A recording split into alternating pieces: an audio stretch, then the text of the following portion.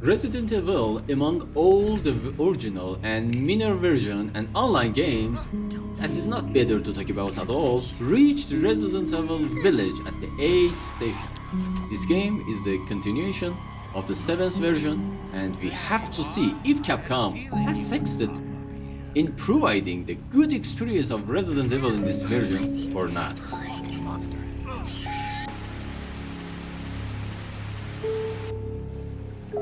Before we get to Resident Evil Village, we need to flashback to Resident Evil 7, when Capcom introduced this game, changing its camera angle to first person, and even the presence of the completely new character were things that caused conflicting reaction from fans and gamers.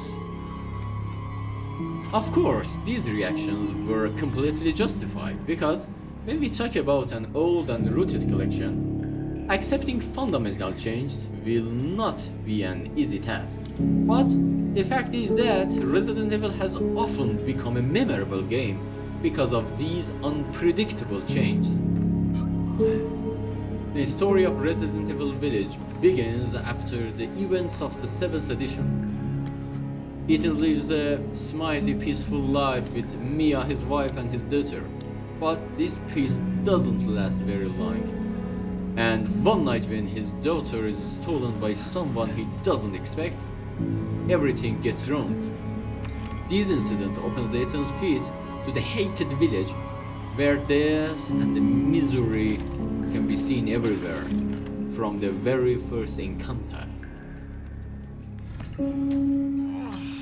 The story of the game is straightforward, and after wandering around the village for a while and going through some events, we find out that in order to reach his daughter, Ethan must first go to 4 characters from 4 dangerous families, and finally meets Miranda's mother, who is the head of the game's antagonists.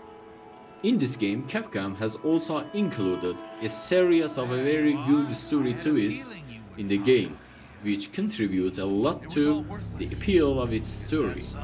And just where you doesn't expect it, things happen that can answer many of your questions.